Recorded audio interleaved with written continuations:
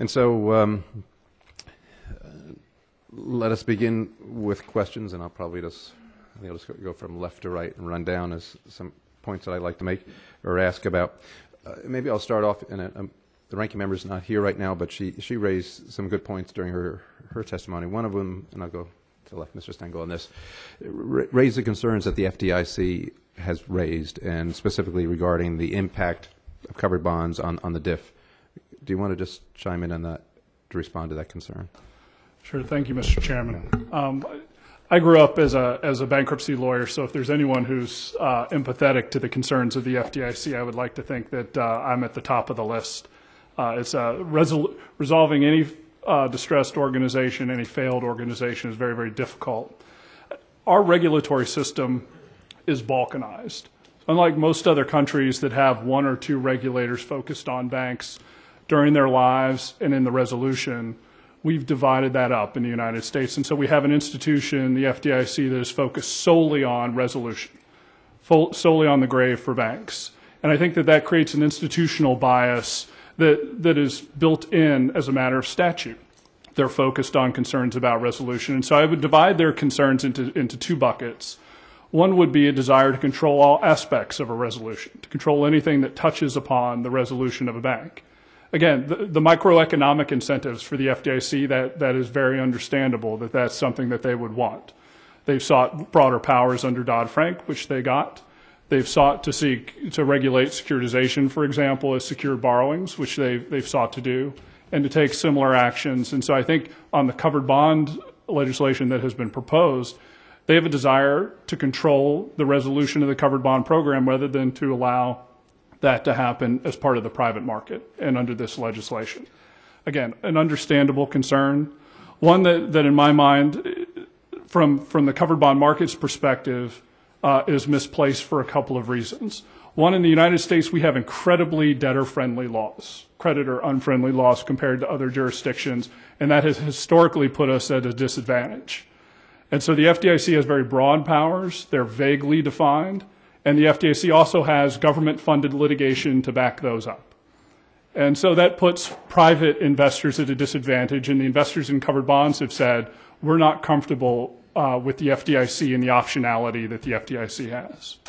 Mr. Chairman, if I could just add to that, I have been a student of FDIC finances for over 25 years, and I've looked closely at their numbers, particularly under the new assessment system. The covered bonds will actually generate a substantially profit, or if you will, additional income that, for the FDIC and for the DIF that will far exceed any additional loss that they might suffer because of covered bonds. Okay, and as long as you're speaking, let me just turn another question. You know, Mr. Andrews raised a couple of interesting points, I thought. One point he raised was with regard to the Federal Home Loan Bank and their role and what have you. Can you just, not retort, but just sort of address that issue? There'll still be a role for the Federal Home Loan Banks. In effect, it'll be another form of funding. The whole idea of covered bonds is to put another channel of financing out there for depository institutions of all sizes. Some have speculated that the Federal Home Loan Banks might be more competitive in the shorter maturities, whereas covered bonds would be more appropriate for a longer-term maturity debt. But there's room for both covered bonds and the Federal Home Loan Bank system going forward. And again, to emphasize, the pooling provision in the legislation would enable community banks to access the covered bond market in the same way that larger banks can, but through a pooling process. Yeah, and I could go into this for in a lot of detail, and I'd like to, but Mr. Skeet, since you're here as well, talk to us a little bit more. I appreciate the international flavor that you bring to this as far as what's going on in Europe and what have you. But one of the aspects of, and this, I've heard some different stories, is the absence or lack of absence, if that's a word, of the backing in Europe vis-a-vis that we're trying to do here.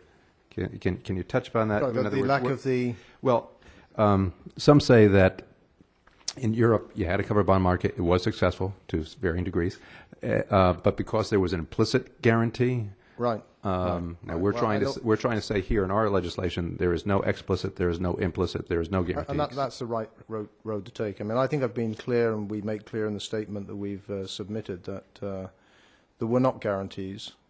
During the height of the crisis, some of the national regulators did offer guarantees. I think there was one case in the case of Ireland, and we know what happened in Ireland, where explicit guarantees were given. That was the exception, not the rule. Guarantees were not given. And the investors, in the work they have done, do not factor in government support. So there is it's no, not priced into it. It's not, no. I mean, you look at the way that this market has come back. It's come back phenomenally strongly post-crisis. And we've not had a default of any covered bond. We've had banks go down, but we've not suffered any of the consequence of that through the covered bond market. Now, there are no implicit guarantees. What there is, and we mustn't confuse the two things, there's explicit legislation and there is good supervision provided by arms of the state. But that is not the same as any form of guarantees, nor do the investors factor that in.